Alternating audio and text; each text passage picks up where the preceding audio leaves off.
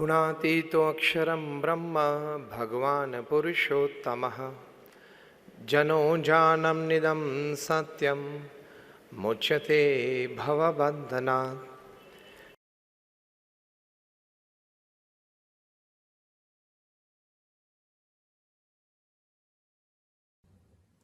प्रमुख स्वामी महाराज ने अपने जीवन काल में, जैसे मैंने कहा, ये जितनी भी बड़ी आप संस्था आज देखते हो प्रमुख स्वामी महाराज का निर्माण है। उन्होंने 45 इयर्स में 1300 संस्थाएं बनाई। जो एक संस्था, एक कैंपस यहां आप देखते हो, ऐसे छोटे मोटे 1300 कैंपस प्रमुख स्वामी महाराज ने अकेले हाथ 45 इयर्स में बनाए।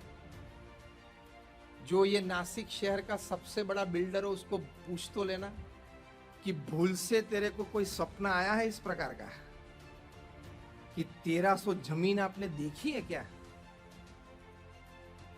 नासिक का नहीं, पूरे भारत का सबसे बड़ा बिल्डर और डेवलपर है, उनको पूछ तो लेना कभी। हमने तो पूछा था, हम हैदराबाद में मिले थे तब, कि भाई साहब आपने 1300 जमीन देखी है? तो बोले नहीं देखी है। पैर रखा है? तो कि नहीं रखा है। मैंने बोला प्रमुख स्वामी महाराज ने 1300 जमीन पे प्रोजेक्ट डेवलप किए हैं, और वो भी non residential, non commercial project. Construct करके बेच नहीं देना था, और वो भी ऐसे पत्थर के, आरसीसी के नहीं।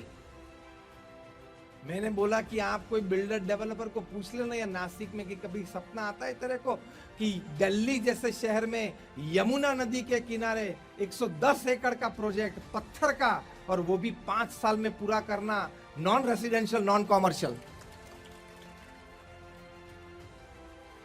वो प्रमुख स्वामी महाराज ने 2005 में पूरा किया।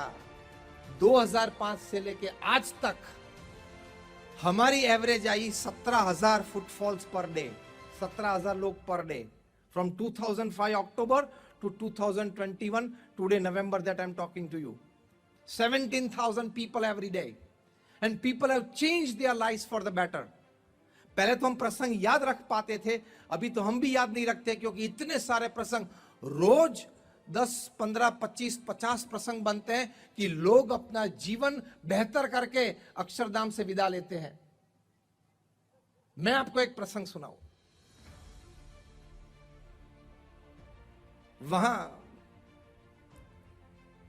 कोई हरियाणा के छोटे से गांव में से कोई 2-4 व्यक्ति शहर में, दिल्ली में कुछ काम के लिए आए होंगे, तो वहां मेट्रो से गुजरे तो देखा, ओ इतना बड़ा क्या है ये अक्षरधाम, क्या बना। उतर गए वहां पे, अक्षरधाम में आए, प्रदर्शनी सब देखी, बहुत प्रेरणा मिली।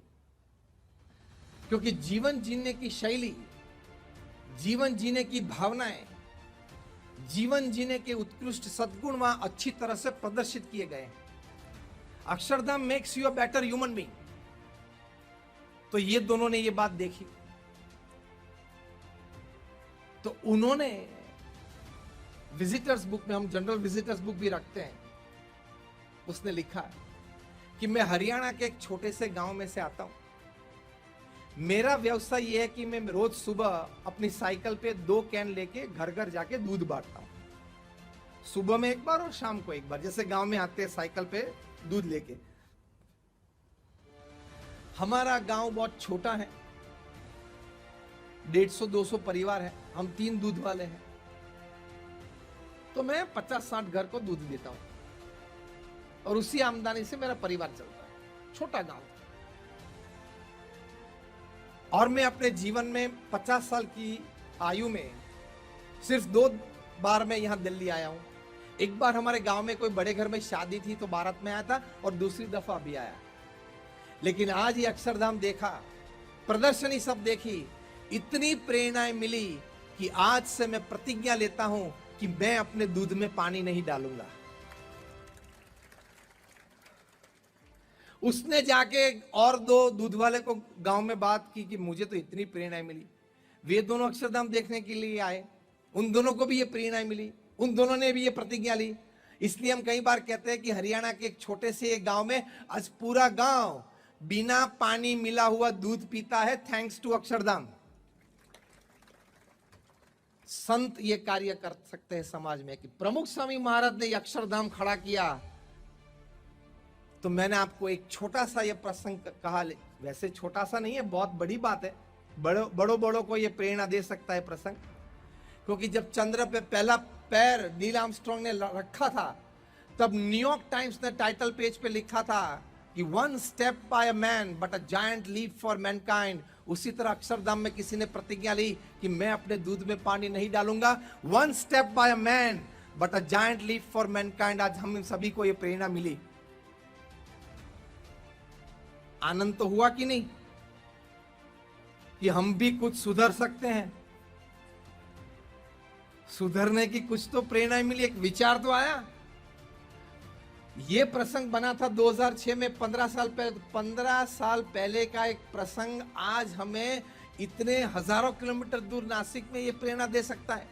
ये संत का कार्य है समाज में। इसलिए saint is the filter system of the society.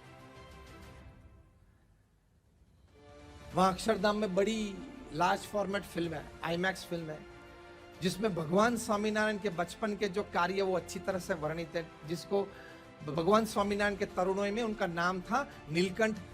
तो ये नीलकंठ वर्णी बचपन में छपैया अयोध्या जहां वे प्रकट हुए थे, वहां से लेके पूरी हिमालय की गोद में जाके, मानसरोवर तक जाके, यहाँ सुंदरबन में बंगाल की ओर जाके, नीचे रामेश्वरम तक जाके, कन्याकुमारी तक जाके वापस वे गुजरात में आए। ये पूरी उनकी जो यात्रा, ये जब 11 साल के थे तब उन्होंने शुरू की थी और 17 साल तक उन्होंने, मतलब 6.5-7 साल तक की थी। ये पूरी यात्रा अच्छी तरह से हमने 45 मिनट की फिल्म में, लार्ज फॉर्मेट फिल्म है, उसमें दिखाई है। उसमें एक दृश्य ये है कि एक जगह पे वे जाते हैं गांव के बाहर, वहां एक बूढ़ा होता है, बहुत बीमार था। वो अपने हाथ में, वहां प्लेट थी, उनके पास रोटी थी, लेकिन रोटी तोड़ के मुंह में भी नहीं रख सकता था, इतना अशक्त था, वीकनेस इतनी थी। ये छोटा बालक नीलकंठ वर्णी ने ये देखा, वहां वे बैठ गए और वो बीमार की सेवा की, और वहां 2 महीने तक रुके, उनकी सेवा की, उनको जरा ताजा माजा किया और फिर वहां से चले। ये दृश्य कोई परिवार ने देखा होगा। सुबह से शाम तक ये नीलकंठ वर्णी का ये शो, 8-10 शो चलते हैं। तो एक शो में ये कोई परिवार बैठा होगा, यंग फैमिली, हस्बैंड वाइफ थे, उनके 5 साल का लड़का था। शो में से बाहर आकर ये लड़के ने अपने माता पिता को कहा कि पिता, you take care of your business, I will serve my country like Neelkanth, I will serve my poor countryman like Neelkanth. क्या प्रेरणा एक 5 साल के बच्चे को मिलती है। एक लड़के ने ये फिल्म देखी और बोला कि इस प्रकार का जीवन जीना चाहिए। वो वीडियो गेम्स का एडिक्ट था और घर में पूरे कबर्ड में उनके पास 15-20 वीडियो गेम्स थी, गैजेट्स थे, और 4-5 घंटा बिताता था। पिताजी ने कई बार मारा होगा, माता ने कई बार उसको कहा होगा, लेकिन फिर भी वो छोड़ नहीं सकता था। और पढ़ने में परसेंटेज कितने आते थे? 40-42%। माता पिता चिंतित थे। ये फिल्म देखी और उस लड़के को प्रेरणा हुई कि ये नीलकंठ मेरे जितने उम्र का है और वो इतनी सेवा कर सकता है, मैं भी कुछ करूं। बाहर आके उन्होंने अपने पिता और माता को कहा कि daddy, mom, from today I take a pledge, मैं एक प्रतिज्ञा लेता हूं कि मैं तो वीडियो गेम नहीं खेलूंगा, पर लेकिन मेरे मन में एक विचार है कि ये सभी वीडियो गेम्स के गैजेट्स हमको अभी 1 महीने पहले स्कूल से एक ऑर्फनेज में ले गए थे। तो वहां जो बच्चे थे वो, उनके तो कोई माता पिता है नहीं, उनके पास ये गैजेट्स नहीं है, तो हम क्या सभी गैजेट्स उनको दे सकते हैं? I want to donate all my video gadgets to an orphanage. ये विचार एक 12 साल के लड़के को आया अक्षरधाम में विजिट के बाद। उनके माता पिता तो वहीं रोने लगे। हमारे स्वयंसेवक ने पूछा कि मैं आपको कुछ मदद कर सकता हूं, क्या आपको कोई तकलीफ है?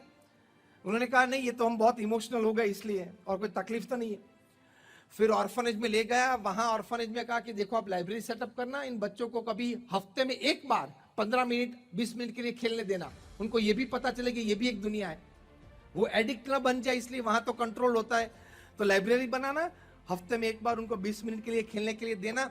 ये बच्चे ने वीडियो गेम्स की आदत छोड़ दी। वो बच्चा 65% लाता था, आज वो 95% लाता है। आज उसको मेडिसिन में एडमिशन मिल गया है, माता पिता को खुशी है, थैंक्स टू अक्षरधाम। तो संत इस प्रकार का सर्जन करते हैं, ऐसी घटनाएं ये मंदिर के निर्माण में नासिक में, और मंदिर पूर्ण होने के बाद आपको हर दिन ऐसी घटनाएं यहां बनती हुई मिलेगी, हजारों परिवार में बनेगी।